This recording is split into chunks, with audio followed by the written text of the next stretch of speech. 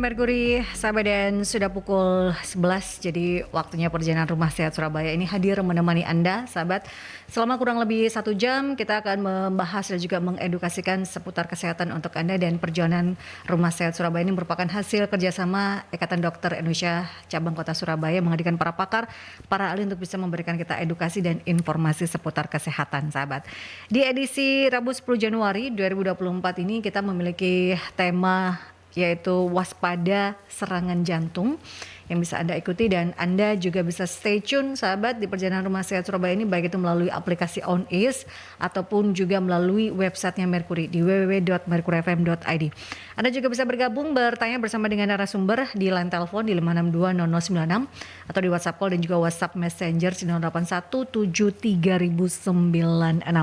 Sudah hadir di studio ada Dr. Eka Rahayu Utami, spesialis jantung dan pembuluh darah. Apa kabar, Dok? Halo, selamat siang Mbak Yanti. Kabar baik, apa kabar Mbak? Alhamdulillah, terima kasih sudah hadir di perjalanan Rumah Sehat Surabaya ini, Dok, untuk memberikan edukasi dan juga informasi seputar tema kita, waspada serangan jantung. Karena kan kalau dengar serangan jantung tuh kok rada ngeri gitu ya, Dok ya. Ini kita menyobakan persepsi terlebih dahulu ya, Dok, berkaitan dengan serangan jantung. Ini kondisi yang seperti apa sih, Dok, serangan jantung ini? Oke, makasih Mbak Yanti. Jadi emang horor sekali ya kalau kita dengar, waduh serangan jantung, udah panik kalau dihubungi. Betul. Gitu kan, ada orang serangan jantung. Jadi serangan jantung itu kondisi darurat medis, termasuk darurat ya Mbak ya. Dasarnya dari penyakit jantung koroner gitu.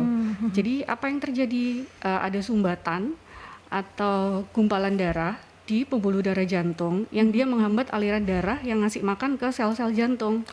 Akibatnya apa? Jadi sel-sel jantungnya mati, nggak dapat makanan, gitu. Itu yang bahaya. Nah, itu yang sangat bahaya. Dan untuk kondisi dari serangan jantung ini ada golden time-nya itu berapa lama, Dok? Ya, memang kalau serangan jantung tuh lebih cepat ditangani, outcome-nya lebih baik, hasilnya lebih baik. Kalau lebih lambat, komplikasinya juga lebih banyak. Gitu. Jadi dalam 2 jam pertama sebaiknya sudah mendapatkan penanganan. Artinya penanganan yang medis ya, penanganan medis yang tepat. Gitu. Dan untuk kondisi di Indonesia berkaitan dengan serangan jantung ini seperti apa? Apakah cukup banyak terjadi? Mengingat mager kita yang sudah menjadi habit ya, Dok. Seperti apa, Dok? Ya, duit BPJS habis di jantung, Mbak.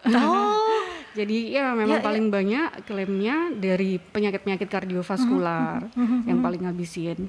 Di dunia sendiri juga nomor 1 penyebab kematian non-communicable disease.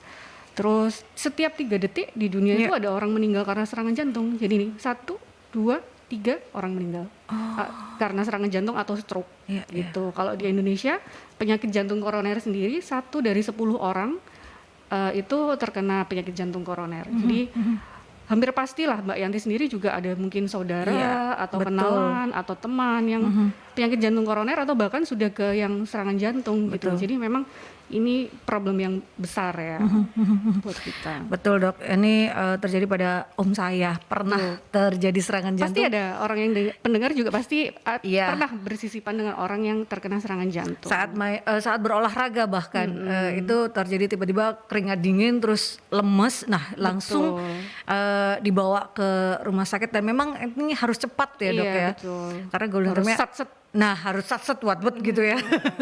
Dan kalau bicara tentang penyebab serta faktor resiko dari serangan jantung yang juga harus seringkali sahabat-sahabat Merkur dan masyarakat ini diingatkan kembali, Dok, itu penyebabnya dan juga faktor resiko dari serangan jantung itu apa saja, Dok? Kalau faktor resiko sendiri, penyakit jantung koroner itu ada 2 macam ya Mbak ya, yang bisa dimodifikasi dan tidak bisa dimodifikasi. Kalau yang tidak bisa dimodifikasi itu ya kita pasrah aja, udah nggak bisa diganti. Misalnya umur, semakin tua semakin beresiko untuk terjadinya serangan jantung. Jenis kelamin, laki-laki dan perempuan. Betul, pada laki-laki lebih dari 45 tahun itu sudah beresiko. Pada perempuan lebih dari 55 tahun beresiko. Kenapa pada perempuan dia lebih tua untuk terjadinya penyakit jantung koroner? Karena kita punya hormon-hormon perempuan dalam tanda kutip. Estrogen, progesteron itu kardioprotektif, melindungi jantung dari penyakit jantung koroner. Tapi trennya semakin kesini ternyata bergeser juga. Banyak juga pasien yang usia 30-an bahkan sudah terkena serangan jantung gitu. Itu karena apa? Karena faktor resiko yang modifiable, yang bisa dimodifikasi. Merokok, Nah, kolesterol, ya. kayak gitu-gitu ya. Kencing manis, diabetes, darah tinggi, hipertensi gitu. Jadi banyak juga faktor resiko yang sebenarnya bisa dicegah gitu, dimodifikasi bisa gitu. Itu yang bisa kalau kolesterol karena kita makanan yang ngawur, kemudian gaya hidupnya tidak berolahraga itu juga mempengaruhi ya dok ya, Betul, menjadi kurang faktor resiko aktivitas ya. fisik, berat badan berlebih gitu. Itu menjadi faktor resiko. Dan penyebab utamanya itu dari serangan jantung apa dok? Apakah dari makanan saja, gaya hidup saja, atau ada faktor-faktor tadi yang tidak bisa dimodifikasi itu tadi dok? Ya itu multiple faktor juga ya. Jadi memang ada resiko. Intinya jantung tuh kan kayak sanyu, kayak pompa air gitu kan. Ada pompanya, ada selang-selangnya, ada listriknya buat nyalainnya. Yang penyakit jantung koroner ini di selangnya. Apapun yang bikin sumbatan di situ, itu yang bikin penyakit jantung koroner atau serangan jantung. Sumbatannya kan bisa jadi dari bentuknya dari kolesterol bisa, dari sumbatan pembuluh darah, gumpalan darahnya sendiri bisa. Kenapa gumpal? Karena gulanya tinggi misalnya, bisa juga. Jadi memang multiple faktor Mbak Yanti.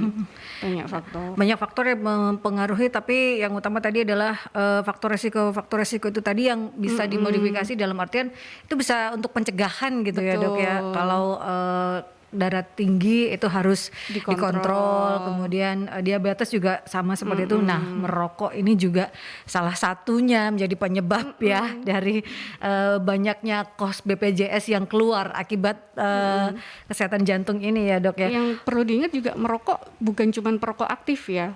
Perokok pasif ya, second hand smoker itu juga ya malah yang kena asapnya toh, itu juga beresiko. Nah, jadi ini mesti hati-hati. Kan kita nggak bisa, bisa ruangan atau gimana gitu ya, di luaran gitu kan, di kendaraan umum yang malah ada gitu ya, kita malah bisa bertengkar sama orang yang merokok itu dok. Itu kan kesadaran itu yang belum ada ya dok di kita. Ini rada repot juga ya sahabat. Dok, kondisi yang seperti apa yang harus membuat masyarakat atau sahabat-sahabat Merkuri ini langsung pergi ke dokter jika merasakan seperti apa dok kalau berhubungan dengan serangan jantung ini? Jadi kita ke gejala ini ya. Ya. Seperti apa gejalanya, kok aku ini serangan jantung bukan ya gitu. Jangan-jangan deg-degan aja kayak jangan-jangan serangan jantung gitu. Kalau gejalanya yang khas, memang ada gejala-gejala yang khas serangan jantung. Nyeri dada kayak berat, terasa panas gitu ya. Tapi seringnya sih nggak bisa nunjuk dia. Kalau dia bisa kasih tahu nih di sini nih, itu malah seringkali bukan dari jantung penyebabnya, ekstrakardiak. Jadi nyeri dada di ulu hati, orang sering salah persepsikan itu mah gitu. Betul. Datang ke UGD dengan mah, di rekam jantung ternyata wah ini serangan jantung gitu. Terasa berat menjalar ke lengan kiri. Nyeri yang kayak aduh jangan-jangan ini pegel nih lengan kiri nih, ternyata serangan jantung. Datang dengan sakit gigi. Oh, sakit gigi itu juga bisa karena pasien nyeri dada yang menjalar ke rahang atau sakit gigi. Diinterpretasikan sebagai kok rahangku nggak enak, sakit gigi gitu. Ternyata direkam jantung ada serangan jantung gitu. Yang disertai dengan keringat dingin, berdebar gitu ya. Mual itu harus waspada. Itu harus diwaspadai. Kita akan ke penelpon terlebih dahulu melalui WhatsApp call-nya Merkuri. Selamat siang Merkuri. Halo, selamat pagi. Selamat pagi Mas Dewa, silakan. Halo, suaranya. Oh ya, sorry. Ya. Halo Mbak, selamat pagi Mbak. Assalamualaikum. Waalaikumsalam, selamat pagi. Silakan Mas Dewa. Iya, mau nanya ya tentang jantung ya. Itu kan ini dokter spesialis jantung berarti ya? Ya, spesialis jantung pembuluh darah, Mas Dewa. Kalau saya lagi jatuh cinta itu berarti konsultasi ke jantung ya? Deg-degannya beda ya. Jatuh cinta apa ditilang, Mas? Biasanya kalau ditilang juga deg-degannya beda juga. Sama deg-degannya. Surat cinta dari polisi juga kena serangan jantung. Iya. Betul. Ya, saya tanyakan pertama ya Mbak. Agak cepat aja deh. Iya, boleh. Yang pertama adalah biasanya kan kita tahu biasanya ya di TV atau informasi sekilas kayak di film-film atau apa itu kan kalau orang yang serangan jantung selalu menyiapkan pil itu ya. Iya. obat itu ya. Mau nanya, itu obatnya yang ditaruh di bawah lidah ya, bener nggak ya? Nah, itu kadang kita nanya, apa bedanya sih diminumin di bawah lidah sama di atas lidah gitu. Kadang-kadang bingung gitu loh. Kalau di bawah lidah berarti diemut atau ditelen, dikasih air gitu. Apakah boleh warga awam yang sekiranya belum kena serangan jantung, apa boleh sih obat itu dibeli untuk umum? Ya mungkin berguna untuk keluarganya yang kena, atau mungkin buat yang bersangkutan, buat persiapan aja ya. Apa ini harus resep dokter ya?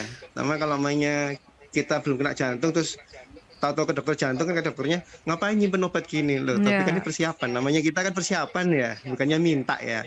Kayak ada plester, masa kita nungguin luka dulu kan, kita sedia plester dulu kan gitu.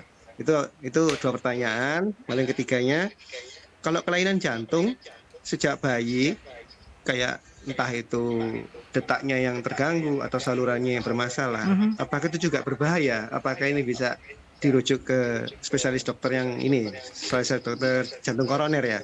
Apakah itu juga masuk juga kalau kelainan jantung sejak lahir? Lalu yang keempat, kalau kita serangan jantung koroner, lalu kan ada heart attack ya, boleh nggak sih para penolong ini atau orang sekitar itu melakukan BLS, basic last support? Apa itu sama seperti orang yang tenggelam atau kesengat listrik, kan harus ada BLS ya, dipompa jantungnya atau di CPR atau apa. Tapi apakah sama juga perlakuan untuk Serangan jantung BLS gitu ini ya? untuk serangan jantung koroner?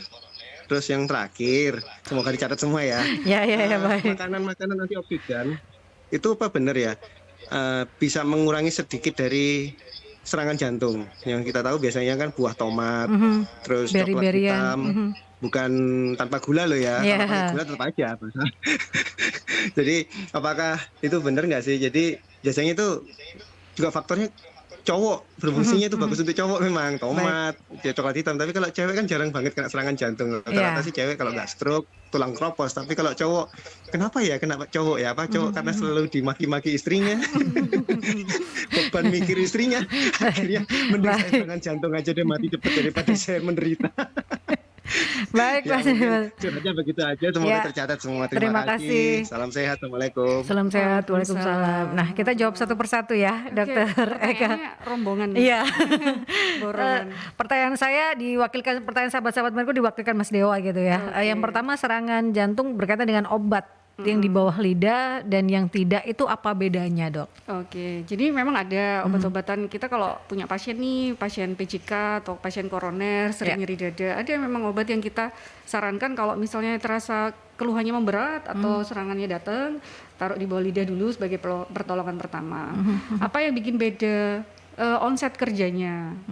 Jadi kalau beberapa obat-obatan kalau ditaruh di bawah lidah, dia memang penyerapan dan mulai kerjanya lebih cepat daripada harus masuk ke lambung dulu lewat pencernaan, baru onset kerjanya muncul mungkin 30 sampai 60 menit kemudian. Tapi kalau di bawah lidah dia langsung diserap ke mukosa gitu. Jadi enggak di bawah lidah terus ditelan pakai air, enggak, taruh aja di situ, nanti dia diserap. Gitu. Dan itu lebih cepat cara kerjanya karena serangan jantung kan ya kondisi darurat ya, seperti yang tadi dibilang. Jadi kita perlu cepat satset gitu. Berkaitan dengan obat tersebut, apakah orang awam ini bisa membeli? Apakah itu juga resep dokter sebagai persiapan, Dok? Boleh nggak sih? Boleh dengan anjuran dari dokter. Artinya dia sudah pernah periksa, sudah pernah didiagnosis untuk penyakit jantung koroner, terus diberikan saran kalau misalnya terjadi keluhan, silakan diminum di bawah lidah. Kalau enggak kan kita tahu dari mana itu benar koroner atau bukan. Bisa jadi karena keluhannya kan tadi banyak, bisa mimikri, menyerupai dengan yang lain gitu, mah gitu misalnya atau yang lain. Jadi kita pastikan dulu dia koroner atau bukan ya. Kalau koroner dengan anjuran dokter boleh pakai ISDN. Harus tegak diagnosis dulu baru bisa membeli sesuai dengan resep dokter gitu ya. Persiapan kalau orang awam tanpa ada keluhan apapun, tanpa pemeriksaan tidak diperbolehkan gitu ya, Dok. Mau konsul ke dokter jantung juga nggak harus yang gimana-gimana loh. Bisa kan nanya, "Dok, saya ada keluhan ini." Oh ya, kita akan pastikan ini benar nggak ada penyakit jantung atau penyebabnya bukan dari jantung. Itu kan lebih ayem ya di pasien ya. betul. Gitu. Supaya penanganan juga lebih tepat lagi gitu ya dok ya, tata laksana dan lainnya. Dan berkaitan dengan kelainan jantung pada anak atau sejak lahir, berkaitan dengan detak jantung yang tidak beraturan atau aritmia atau apapun itu, apakah ini bisa dikonsulkan ke spesialis jantung dan pembuluh darah? Iya dong. Jadi spesialis jantung pembuluh darah ini tukang banyak ya, tukang listrik, tukang sanyo, tukang pintu, katup-katup. Jadi semua jantung, bagian jantung serta pembuluh darah, nggak cuma jantung ya, pembuluh darah, vena, varises, arteri, ada PAD, penyakit arteri gitu bisa ke dokter jantung. Jantung sendiri kan bagiannya juga ada dinding jantung atau ototnya, betul. ada katup-katupnya, ada pembuluh darah besarnya. Itu kalau bocor ya konsulnya ke kita, gitu. Itu bisa semua, dari anak-anak sampai dewasa bisa. Itu bisa, jadi memang namanya juga spesialis jantung dan pembuluh darah gitu yang berkaitan dengan tersebut, itu bisa dikonsulkan di sana. Ini yang keempat, serangan jantung. Saat kita melihat orang dengan serangan jantung, apakah penolong ini bisa melakukan seperti yang BLS atau Basic Life Support yang biasa dilakukan untuk orang yang tenggelam atau apapun, itu seperti apa dok? Bisa banget, dan kami yang di rumah sakit akan sangat terbantu kalau memang orang awam kan ada tuh pelatihannya juga memang bantuan hidup dasar untuk orang awam, pasti diajari gitu. Sekarang udah mulai banyak juga pelatihan-pelatihannya. Kami yang di rumah sakit baik dokter, perawatnya juga akan terbantu sekali kalau memang orang-orang awam ini memiliki kemampuan untuk bantuan hidup dasar. Jadi ketemu orang serangan jantung, henti jantung utamanya ya. Kalau serangan jantung kan masih ada keluhan gitu, pasiennya masih bisa ngomong, bisa apa. Tapi kalau udah nggak sadar, henti jantung, bisa dilakukan bantuan hidup dasar gitu. Supaya tidak terlalu lama jantungnya berhenti itu ya dok ya. Supaya bisa, saat dibawa ke rumah sakit ini paling tidak kerusakannya tidak terlalu parah. Betul, baru gitu kita ya, bisa take over ya di rumah sakit. Kemudian terakhir, makanan dok, makanan antioksidan apakah bisa mengurangi resiko terkait dengan serangan jantung ini? Ya sebenarnya oksidan, antioksidan tuh memang ada perjalanannya ya untuk mempengaruhi penyakit jantung koroner, dan di banyak penelitian tuh juga sudah terbukti bisa bukan ke serangan jantungnya tapi lebih ke penyakit jantung koronernya. Dia mencegah untuk plaknya itu supaya nggak ambrol, supaya nggak makin tebel gitu sumbatannya, itu bisa. Itu bisa ya, yang penting kan gaya hidup, lifestyle-nya itu termasuk juga makanan, itu menjadi salah satunya. Tapi nanti minum antioksidan rokoknya pancet. Nah, sama aja ya dok ya. Tetap aja nggak ngurangi. Nah itu yang terpenting, gaya hidupnya harus seimbang, serat buah tidak hanya antioksidan, itu yang terpenting ya dok ya. Itu yang harus diketahui sahabat. Dan olahraga. Ini pertanyaan yang sudah masuk melalui WhatsApp Messenger-nya Mercury, tapi kita ke jeda iklan terlebih dahulu. Sahabat, Anda masih bisa bergabung bertanya bersama dengan Dr. Eka Rahayu Utami, spesialis jantung dan pembuluh darah berkaitan dengan waspada serangan jantung di 5620096 atau di WhatsApp call dan juga WhatsApp Messenger di 08173096. Kita ke jeda iklan terlebih dahulu sahabat ya. FM Mercury, sahabat, masih di perbincangan Rumah Sehat Surabaya di edisi Rabu 10 Januari 2024 bersama dengan Dr. Eka Rahayu Utami, spesialis jantung dan pembuluh darah berkaitan dengan tema waspada serangan jantung. Tadi kita sebelum jeda iklan sudah menjawab pertanyaan runutan dari Mas Dewa, dan ini ada pertanyaan lagi melalui WhatsApp Messenger dari Abi Yamin di Sidoarjo. Pengen menanyakan kepada Bu Dokter, ciri-ciri orang yang kena serangan jantung mendadak itu biasanya apa? Contohnya dan keluhannya itu apa saja dok? Mungkin gejala-gejala yang khas biasa muncul sebelum serangan jantung itu terjadi, itu seperti apa dok? Ya gejala ya, tadi udah beberapa disinggung ya gejalanya. Yang utama pasti nyeri atau nggak nyaman. Nggak nyamannya di mana? Di belakang tulang dada misalnya, di tengah gitu. Terus habis itu dia menjalarnya kemana? Ke leher, ke rahang, ke gigi, ke lengan kiri, ke ini punggung kiri belakang, itu juga bisa. Atau dari dada kiri ke ulu hati yang sering juga orang persepsikan sebagai mah gitu. Itu sih yang sering muncul. Kemudian kadang kan orang merasanya seperti masuk angin dok, kadang dikerok gitu ya. Oh ini masuk angin nih, kadang dikerok, padahal itu adalah awal tanda-tanda serangan jantung gitu ya dok Angin ya. duduk ya orang Nah bilang tuh betul, ya. angin kok duduk gitu kan. Harusnya jalan-jalan ya. Iya, angin kan Jangan dia duduk kemana-mana aja. gitu ya. Jadi gejala-gejala yang seperti masuk angin itu juga yang harus diwaspadai ya dok ya. Itu bisa ke fasilitas kesehatan terdekat sahabat, ya ditegak diagnosis terlebih dahulu. Ya dicek-cek, kalau bukan ya alhamdulillah gitu kan, itu yang kita harapkan. Kita juga nggak berharap pasiennya kena serangan jantung Iya, ya. takutnya kan Semoga seperti itu. Apa kalau merasa seperti masuk angin 2 hari, nah itu sudah mulai waspada ya dok ya. Karena Kalau kan 2 hari malah enggak, biasanya hilang timbul atau seperti apa bisa gejalanya? hilang timbul. Memberat saat aktivitas, saat istirahat dia berkurang. Tapi kalau yang angin duduk itu biasanya malah cepet gitu. Jadi kayak keluhannya barusan gitu ya, barusan terus habis itu dikeroi tiba-tiba nggak ada gitu Oh, kan. ya, Biasanya betul. yang sering kita dengar, kok rasanya nggak enak ya, kayak mual, kayak masuk Betul. angin gitu, minta dikeroi gitu. Setelah dikeroi Malah, hilang ya. gitu. Biasanya malah cepet. Kalau mau beberapa hari ya mungkin udah enggak. Ya, itu memang yang memang harus ya sahabat di fasilitas kesehatan apapun ya nggak apa-apa kalau merasa saya kok rada masuk angin nggak enak ya dada saya, nah itu sudah mulai harus. Ini pertanyaan lagi dari Mbak atau Ibu Dianwati, dok apakah sering bergadang ditambah dengan konsumsi kopi itu bisa menjadi salah satu faktor resiko dari serangan jantung ya dok? Bisa banget, itu termasuk salah satu yang faktor resiko modified, bisa dimodifikasi. Ya. Karena apa? Kalau kopi itu kan meningkatkan detak jantung, nadi naik. Semua yang mengakibatkan beban kerja jantung meningkat, itu beresiko juga untuk meningkatkan ini resiko serangan jantung atau ACS. Begadang juga kita nggak bisa kelola stres dengan baik, begadang, betul. nadi naik, hormon juga naik turun. Orang begadang tuh kan siklus irama yang waktunya dia tidur dia bangun, yang waktunya dia bangun dia tidur gitu kan. Jadi siklus hormonalnya juga nggak bagus, kortisol, adrenalin nggak sesuai sama harusnya kita, itu berpengaruh juga ke regulasi yang bikin penyakit jantung koroner. Kayak tadi Mas Dewa kan tanya tuh, Ya. kenapa kalau laki-laki itu banyak kena serangan jantung, kok perempuan ini apa karena ini ya laki-laki bojo galak Ya. ya, karena perempuan itu tadi punya hormon dalam kutip hormon perempuan yang dia sifatnya kardioprotektif. Itu berpengaruh gitu. Jadi memang gaya hidup itu berpengaruh tinggi sekali juga.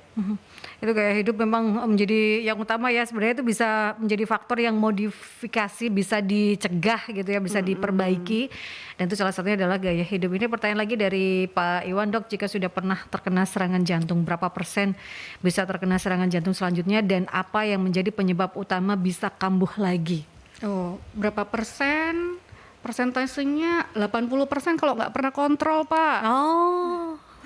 Semakin tidak terkontrol, semakin tinggi resikonya untuk terjadi sumbatan ulang. Kadang kan orang merasa, oh dulu aja bisa terlewatkan kok, bisa selamat gitu. Sekarang nggak ada keluhan, Iya. ngapain aku kontrol gitu? Nggak tahu dia di dalam tuh, waduh lemak-lemaknya lagi numpuk ini, lagi menunggu waktu untuk pecah aja gitu. Cuman masih stabil, jadi masih oke gitu. Karena obat-obatannya kan ada pengencer darah, kalau memang serangan jantung ya. Terus ada statin, ada obat-obatan yang untuk stabilisasi lemak, itu jangan sampai brojol gitu.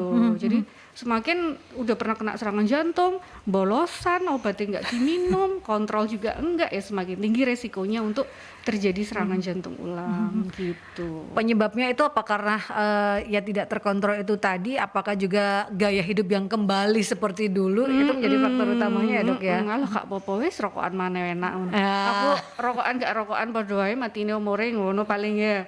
Terus Kadang orang kita juga gini, orang usia itu dari Gusti Allah, nah ya Iya. repot dok kalau udah bilang gitu ya. Tapi kan sebagai pencegahan karena banyak ada keluarga gitu ya yang pasti akan cemas gitu, itu yang utama sahabat.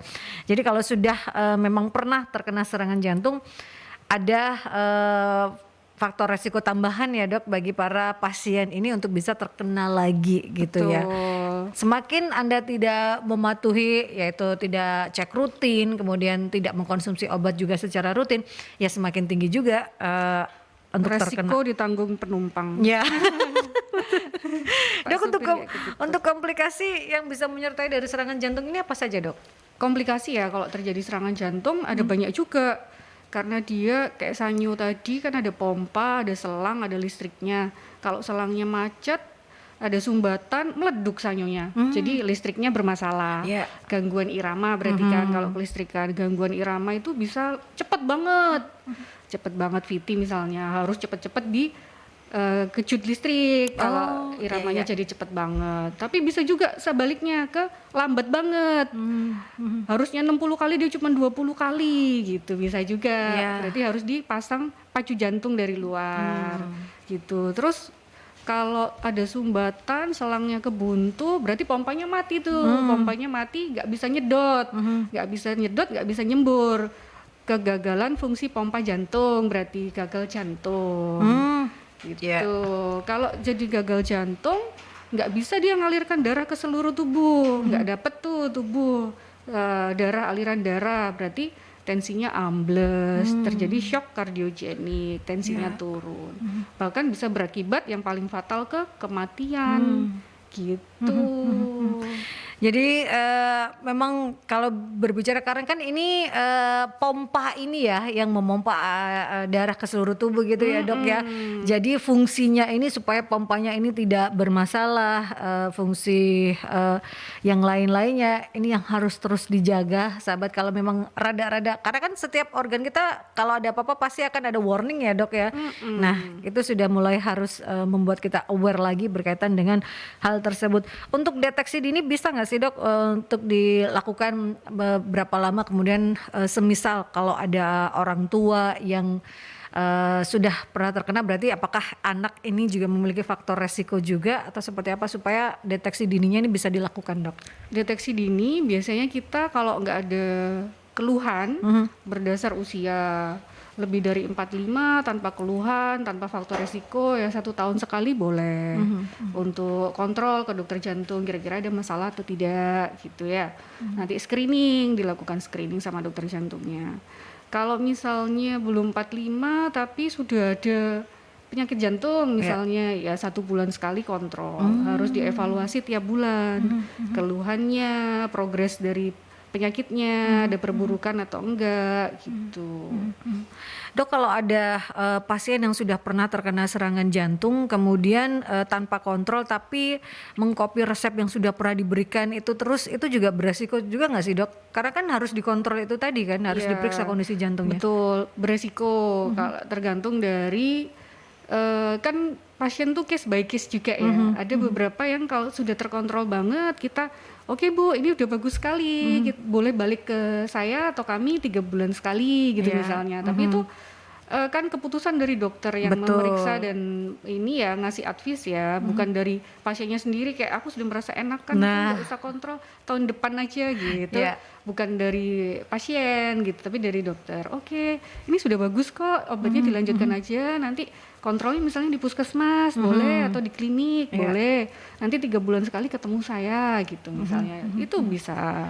Jadi memang meskipun kontrolnya itu yang harus memang rutin ya dok, sesuai dengan anjuran dokter, karena ini bicara lagi kondisi setiap orang berbeda-beda. Dan jangan pernah menjadi dokter diri sendiri, itu yang terpenting ya dok. Orang kita seperti itu gitu. Ini ada pertanyaan dari Bu Siska, dok, apakah ada hubungannya tangan sering berkeringat dengan penyakit jantung? Ini Bu Siska yang ini ya, pinter masak itu ya? Siska Suitomo atau banyak dok? Siska yang lain bukan ini. Seperti apa dok? Ya, apakah ini sering juga ya ditanyakan ya, kalau saya sering keringat dingin tuh apa penyakit jantung ya dok gitu. Jadi pada beberapa jenis penyakit jantung memang salah satu gejalanya adalah berkeringat dingin. Misalnya ya ini yang sedang kita bahas tadi, serangan jantung kan salah satu gejala penyertanya adalah berkeringat dingin. Tapi tidak semua yang keringat dingin itu asalnya dari jantung. Bisa jadi ekstrakardiak, non kardiak. Ada penyakit-penyakit lain yang memang gejalanya juga sama, berkeringat dingin, misalnya apa? TB. Betul. Sakit TB juga bisa. Pasien-pasien dengan gangguan fungsi tiroid, hipertiroid bisa juga keringetan, berdebar, dadanya keringat juga banyak bisa. Jadi diperiksakan supaya tegak diagnosis, itu yang terpenting ya. Jadi untuk Bu Siska, kalau memang ada keluhan seperti itu bisa diperiksakan. Kita ke penelpon terlebih dahulu. Selamat siang Markuri. Selamat siang, Assalamualaikum warahmatullahi wabarakatuh. Waalaikumsalam warahmatullahi wabarakatuh. Monggo Pak Sumarwito. Ini saya agak batuk ya. Ya. Terus apa itu? Saya ini didiagnosa ada jantung ya. Eh, tapi apa itu? Saya kan pasien BPJS. Itu dikasih obat pengencer darah. Ya. Saya punya diabetes, kolesterol, darah tinggi, jantung. Jadi komplit ya. Paket lengkap ya, Pak ya. Terus itu nggak tahu juga, saya kan nggak bisa jalan, saya kan pakai kursi roda ya. Itu kaki yang sakit itu gara-gara saya anjlok itu bengkak. Dikasih obat bengkak sama dokter, nggak tahu sama dokter jantung apa dokter penyakit dalam, dikasih obat bengkak. Kalau enggak tetap bengkak. Nah itu bener nggak kayak gitu? Jadi ada pengencer darah, ada itu sama dokter jantung. Baik. Ada lagi satu ya, menantu saya laki-laki itu juga kena jantung, tapi dia nggak mau ke dokter. Ada alternatif. Di alternatif itu pokoknya di alternatif dia nggak boleh makan kacang-kacang sama merokok. Ya. Ya, kacang-kacangnya merokok. Tapi kalau saya sekarang nggak merokok. Tapi kalau saya itu saya kan sekarang umur 70. Umur 55 itu saya berhenti merokok. Ya cuma kadang-kadang aku merokok sedikit-sedikit gitu ya. Ya, baik. Ya itu apa bener ya, kalau saya dan menantu saya itu sekarang tapi yang dablek gitu, karena nggak boleh merokok ya. Ya. Sama yang merokok dia. Usianya berapa Pak Sumarwito menantunya? Sekitar 60-an. Oh ya baik. Ya. Terima kasih. Ya gitu. Terima kasih. Assalamualaikum. Waalaikumsalam warahmatullahi wabarakatuh. Nah ini berkaitan dengan obat, kakinya juga bengkak tapi juga dikasih pengencer darah. Apakah itu memang sudah sesuai Dok gitu? Iya Pak, siapa tadi? Sumarwito. Pak Sumarwito, nggih, Kung Sumarwito. Iya. Iya, jadi bener nggak nih dikasih obatnya? Jangan-jangan salah nih. Nah, saya pribadi tidak bisa menjawab itu benar atau tidak karena saya tidak memeriksa pasiennya. Betul. Jadi saya juga informasinya kan kurang lengkap juga ya. Penyakit penyertanya apa saja selain kencing manis kan saya nggak tahu dengan pasti, dengan jelasnya. Tapi memang sakit jantung koroner itu salah satu sampingannya biasanya yang diikutkannya adalah gagal jantung karena ada penurunan fungsi jantung akibat sel-sel jantung yang sudah mati tadi. Jadi fungsi pompanya nggak bisa sebaik orang normal 60% gitu misalnya. Dia biasanya kurang dari itu. Itu yang biasanya bikin kaki tuh bengkak. Oh iya. Gitu. Jadi fungsi pompanya kan turun, nggak bisa nyedot sama nggak bisa nyemprot dengan baik. Itu sih. Jadi apa benar dikasih pengencer darah sama obat bengkak gitu.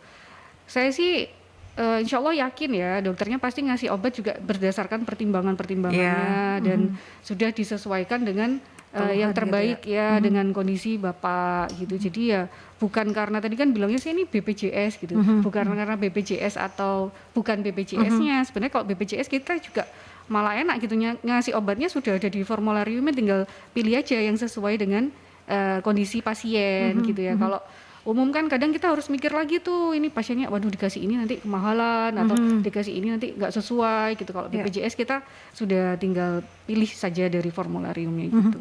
Dan ini menantunya juga sama-sama terkena penyakit jantung tapi tidak ke dokter, ke alternatif dengan pengurangan supaya tidak boleh merokok, kemudian menghindari kacang-kacangan. Apakah itu nantinya juga akan berdampak dengan usia 60 tahun Dok? Nah, yang pertama sakit jantungnya jantung apa dulu nih? Kan macam-macam, ada koroner, ada sakit jantung katup, ada sakit jantung pembuluh darah besar, ada bocor gitu kan, penyakit jantung bawaan yang mana. Tapi secara garis besar ya memang perokok itu utama banget. Merokok itu faktor resiko yang gede banget. Maksudnya nggak cuma ke penyakit jantung aja, ke sakit-sakit yang lain juga, ke pembuluh darah, ke Stroke juga bisa dari merokok, hipertensi juga bisa dari merokok, itu banyak sekali. Gitu. Jadi memang faktor resiko utama ini yang memang harus dieliminasi gitu ya, rokok ini. Ini pertanyaan dari Mbak Rita, kalau naik tangga saya tuh suka ngos-ngosan, apakah ini menjadi indikasi bahwa jantung saya ini bermasalah, Dok? Usianya berapa ya? Tergantung dari usia juga. Kapasitas fungsional itu juga tergantung dari usia, berat badan. Biasanya orang yang lebih gemuk cenderung lebih ngos-ngosan daripada orang yang langsing kayak saya, cungkring lebih tepatnya ya.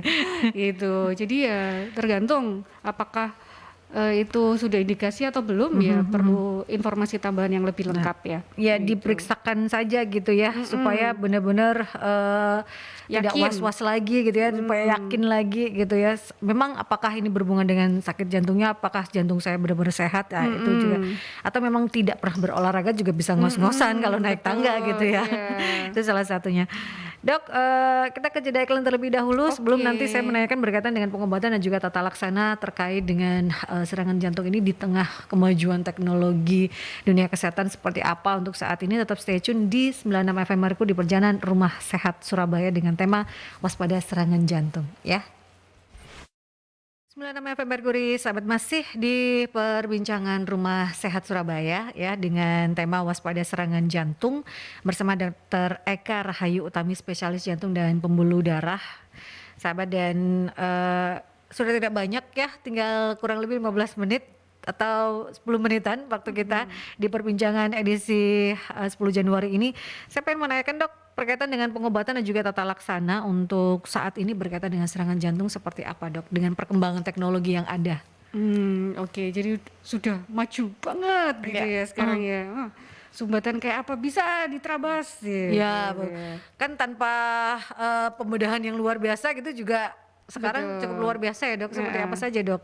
Oke, jadi kalau kita datang nih pasien serangan jantung, sebenarnya dokter tuh melakukan apa sih gitu ya.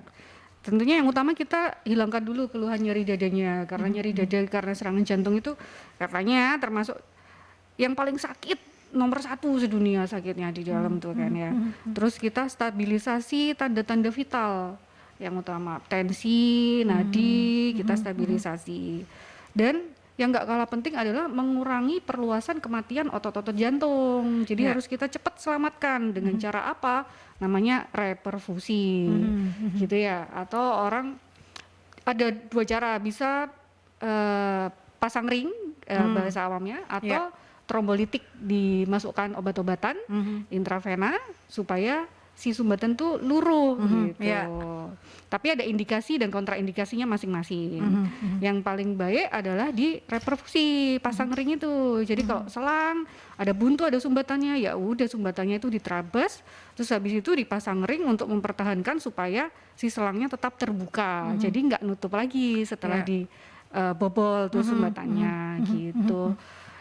Tapi kan sebelum kita pasang ring itu biasanya kita imaging dulu, kita lihat dulu sumbatannya seberapa parah, berapa persen, lokasinya di mana, kira-kira keras atau enggak, bisa disedot atau enggak, pertimbangannya banyak. Terus kalau misalnya nggak bisa dilakukan pemasangan ring, iki wes saking ngerake gitu, saking kerasnya.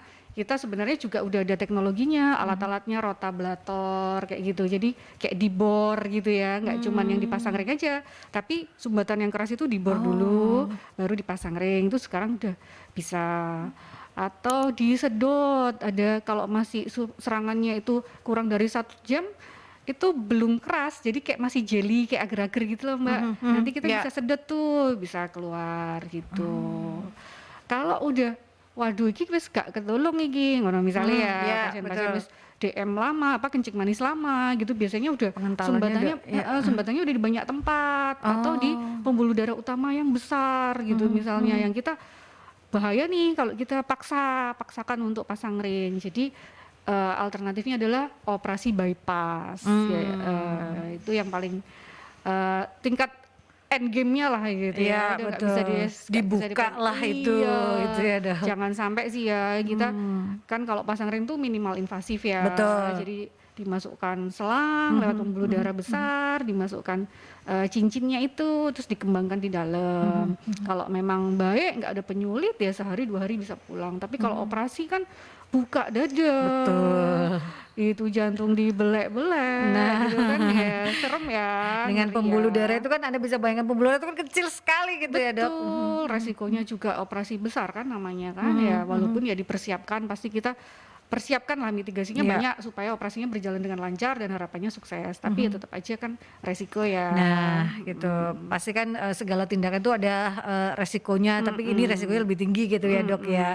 Itu yang bisa dengan, memang pengobatan dan juga tata laksana berkaitan dengan serangan jantung itu cukup luar biasa, tapi bergantung juga kondisi dari pasien Iya, itu betul. sahabat. Dok, apa yang bisa dilakukan untuk mengurangi resiko serangan jantung untuk sahabat-sahabat mereka dan juga masyarakat dok? Oke, ini aku mengutip dari Kementerian Kesehatan kita ya, Kemenkes RI. Mereka punya program Germas, Gerakan Masyarakat untuk Pencegahan Penyakit Jantung Koroner. Jadi singkatannya ada CERDIK. Ya. CERDIK. Apa itu cerdik? Jadi C-nya adalah cek kesehatan secara rutin. Harus tadi kontrol kalau kata Mbak Yanti ya. Ya. Kalau pasien sehat atau punya resiko tapi belum punya penyakit, minimal 1 kali setahun itu tadi. Kalau sudah punya penyakit jantung ya minimal 1 kali sebulan, harus rutin ya. Itu C. Kemudian E-nya apa? Enyahkan asap rokok. Dia nomor 2 loh urutannya ya. Iya. Enyahkan asap rokok. Perokok atau bentuk lainnya kan banyak ya sekarang, tadi kita sempat bahas ya Mbak Yanti ya. Betul, elektrik Anak gitu muda, ya. nggak ngerokok, aku nggak ngerokok kok tapi nge-vape gitu ya. Terus kalau pasiennya bukan perokok, jangan mulai merokok Ya. atau jangan deket-deket orang yang merokok. Asapnya itu juga second hand smoker berbahaya. Ya. Kemudian cerdik, CER, rajin aktivitas fisik minimal 30 menit per hari selama 5 hari per minggu. Jadi totalnya 150 menit per minggu, pagi-pagi 30 menit gitu ya, jalan-jalan pagi, lari-lari pagi. Bisa di rumah, di perjalanan, di tempat kerja, kalau lagi istirahat bisa aktivitas fisik yang ringan ya. Yang penting ada aktivitas fisiknya. Kemudian cerdik, CERD, diet sehat dengan kalori seimbang. Batasi konsumsi gula gitu ya. Maksimal 4 sendok makan gitu. Wah, padahal saya suka nih sirup boba ini. Nah itu kan Es gitu, apalagi Surabaya panas siang-siang enak banget nih minum es minum ya. seger-seger gitu ya dok. Iya, tapi dibatasi nih ya. Iya. Saya harus kurangi juga ya. Garam maksimal 1 sendok teh dan lemak. Jadi kasarnya 5 sendok minyak makan. Tapi kan kita nggak makan minyak gitu kan, Nah, enggak ya. enggak. Jadi harus kurangi gorengan, kerupuk. Mana Surabaya makan nggak pakai kerupuk? Nggak makan dong, ya kan? nggak kriuk nggak enak dok. Iya betul. Tapi paling tidak mengurangi porsinya ya sahabat. Iya, mesti dihati-hati atau air fryer itu kali ya, Iya, betul. tanpa minyak gitu. Terus konsumsi buah dan sayur minimal 5 porsi per hari. Harus cukup ya sebagai oksidan tadi Iya, yang nanya ya. Kemudian istirahat yang cukup. Jangan begadang-begadang, tidurnya 7 sampai 8 jam per hari. K yang terakhir apa tuh? Kelola stres. Ya. Ya, jadi harus seimbang nih antara kerja, istirahat, olahraga, main-main, sosial, ibadah, kumpul sama keluarga, sama teman juga seimbang ya. Jangan kerja nggak tipes stres. lagi, Nah. tapi serangan jantung udah gawat kan. Kalau tipes masih bisa rawat inap 2 hari pulang, 3 hari Iya. pulang gitu. Ada kalau serangan jantung, Waduh, malah bahaya gitu ya. Iya. Jadi mungkin sahabat mereka, saya sudah cek kesehatan, kemudian saya juga nggak merokok, saya rajin olahraga, diet juga sih, tapi saya istirahat juga cukup, tapi stresnya tinggi. Nah, itu sama saja jadi faktor resiko yang juga harus Anda eliminasi, sahabat ya itu.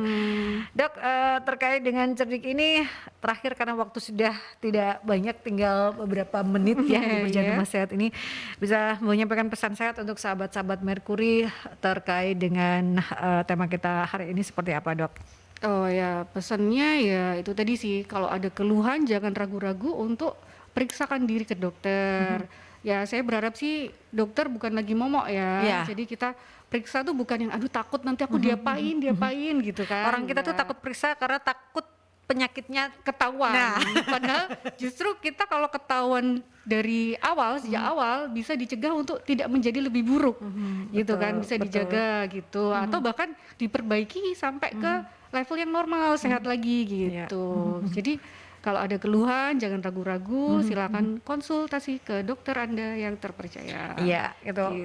Sekecil apapun ya keluhan Anda berkaitan dengan kesehatan, lebih baik diperiksakan, sahabat ya, karena mencegah lebih baik daripada mengobati ya, Dok ya. Itu yang terpenting yang pengen terus kita gaungkan untuk sahabat-sahabat Merkuri gitu. Dan terima kasih untuk Dr. Eka Rahayu Utami, spesialis jantung dan pembuluh darah sudah hadir. Sama-sama Mbak Yanti, terima kasih sudah diundang. Sudah banyak informasi dan juga edukasi terkait dengan tema waspada serangan jantung ini yang tentunya bisa disaksikan kembali sama ya Pak, untuk sahabat-sahabat Merkuri di YouTube channelnya Merkuri di Radio Merkuri 96. Terima kasih juga untuk ID Cabang Kota Surabaya menghadirkan para pakar, para ahli untuk bisa memberikan kita edukasi dan informasi. Ketemu lagi next time ya Dok ya dengan tema-tema yang berbeda seputar jantung dan juga pembuluh darah tentunya sahabat. Dan waktunya juga saya harus pamit dari perbincangan Rumah Sehat Surabaya di edisi Rabu 10 Januari 2024. Dan untuk Anda sahabat sekali lagi bisa menyaksikan kembali di YouTube channelnya Merkuri di Radio Merkuri 96.